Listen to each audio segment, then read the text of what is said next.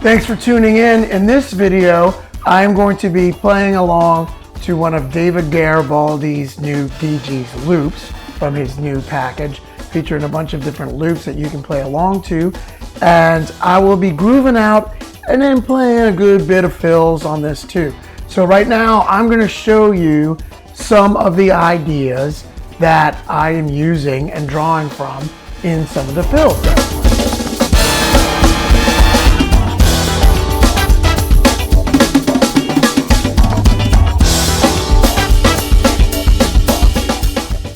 All right, so one of the ideas that I'm drawing from is something you might recognize, and that's called the Herta.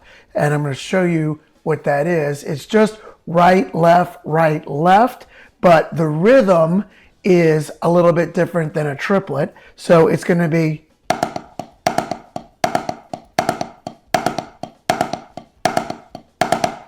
now, if you do that as a 3/16 note over 4 idea, it could sound like this. 1, 2, 3, 4.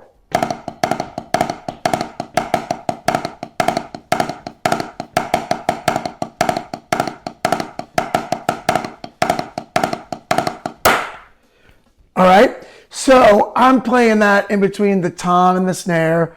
Do-gu-dat-gat, do-gu-dat-gat, do-gu-dat-gat, right? So I'm doing that much quicker, but that's what I'm doing when I'm using the Herta in this video.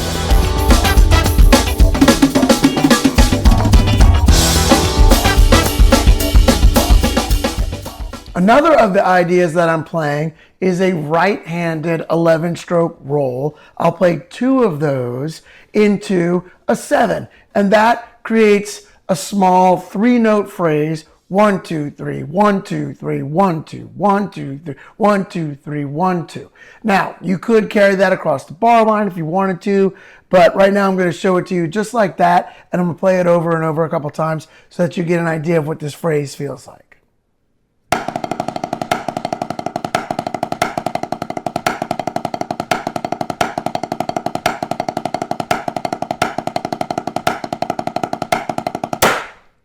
Now, what I do with that is I answer the accent, or I chase the accent with the bass drum. So the bass drum will be playing on the E. So it's da-gong, da-gong, gong, ga-gong, ga-gong, gong, ga-gong, gong, ga-gong.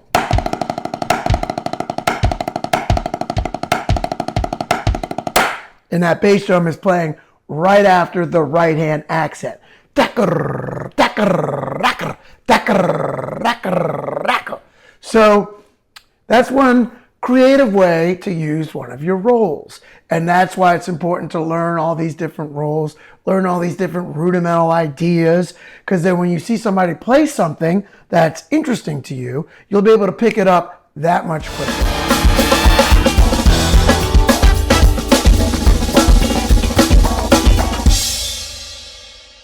Now, another idea that you'll see me play in this video a lot is something I call Stanton sweeps. Of course, other people have done sweeps, but what I'm doing in this is putting the sweeps on the E's and the I's, and I'm sweeping from the ride cymbal to the floor tom.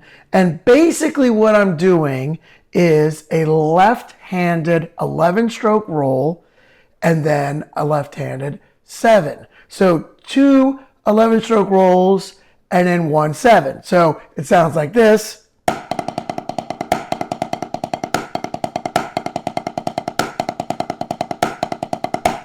And then I'm sweeping from the ride to the floor, but I'm backing that up with my right foot. So on the E's and I's, the right foot is playing on the E's and I's, and I'm syncing that together with the right hand coming down from the ride cymbal to the floor. And so what happens is you get the ride cymbal supported by the bass drum.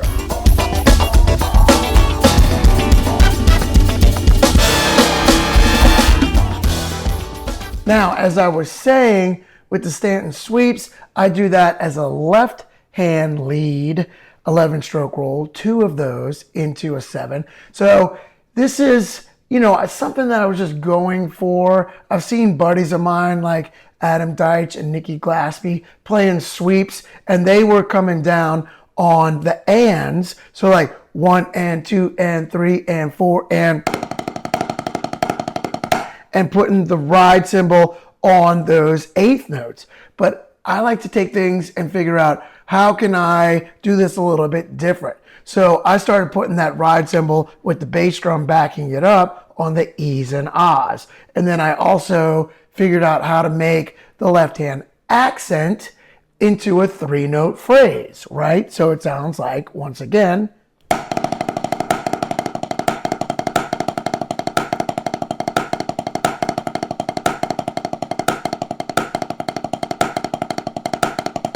so I was just trying to come up with a creative way of doing these sweeps. So I started putting the right hand on the ride cymbal and sweeping down on the E's and Ah's. And that left me leading with my left. But I wasn't thinking about left hand lead. I was just thinking about trying to come up with something creative. Then when I broke it down, I realized, oh, this is a left hand, starting with the left hand, 11 stroke roll, 2 of those in a row, then a 7. So I was able to easily come up with this and easily play this because I have worked on a lot of my rudimental stuff starting with the left hand. So again, it's important to work on all this stuff, both right-handed and left-handed. So it develops your hands, but then when you come across something that you want to be able to play, that you're seeing somebody do, you'll be able to pick it up much quicker if you already have all your rudimental stuff together. Now, one more idea that I'm using sometimes is just the simple half drag. So a half drag could be like this, or like this. Now, that's cool, but how do we use that on the kit? So what I do is I turn it into 16th note triplets. So instead of just this, I do this. Then I put the right hand on what would be the E's and Ah's. So if we're playing a groove,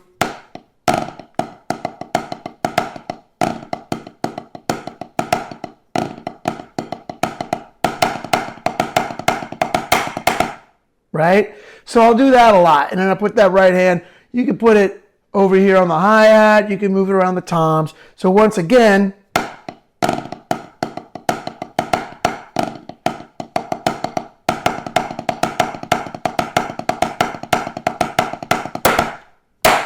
right? Now, I'll do that sometimes using the left hand as my accent. So